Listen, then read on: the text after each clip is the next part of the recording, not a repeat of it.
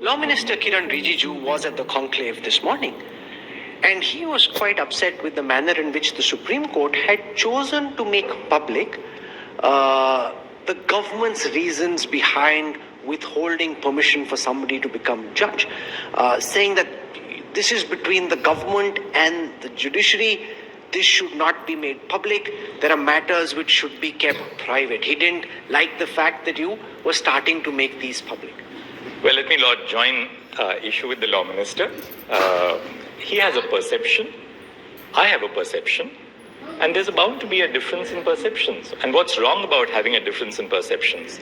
Sometimes there's a difference. But we have to deal with differences in perception even within the judiciary. I dare say there are differences in perception even within government. But we all deal with it with a sense of robust constitutional statesmanship. So first and foremost, I don't want to join issue with the law minister for his perception. I respect his perception, and I'm sure that he has a great deal of respect for ours as well. The reason why we put this on the website is in pursuance of the desire of the present collegium to meet the criticism that we lack transparency and a genuine belief that opening up our processes will foster greater confidence in our citizens about the work which we do. Now, the candidate that you are referring to, every aspect that was mentioned in the report of the Intelligence Bureau was in the public domain and is in the public domain. The candidate in question is open about his sexual orientation. So when the IB flagged something, we were not really opening up IB's sources of information.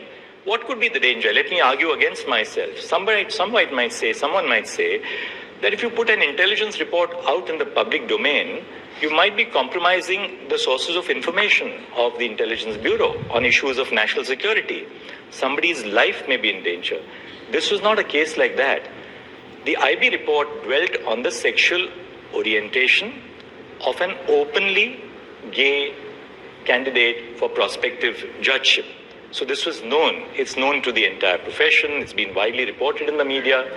All that we said was, while putting it out in the public domain, that the sexual orientation of a candidate has nothing to do with the ability or the constitutional entitlement of that candidate to assume a high constitutional office of a high court judge. Apart from the processes, and this is the most sensitive aspect which I must share with you because a lot of people perhaps wouldn't know about this. When we consider names for appointment as judges of the High Court or of the Supreme Court, we are also dealing with people's lives, particularly in the High Courts. Very often the people whose names are under consideration, we look at diverse set of aspects pertaining to their personal lives, their professional lives, their personal lives insofar as they are relevant to the discharge of judicial duties.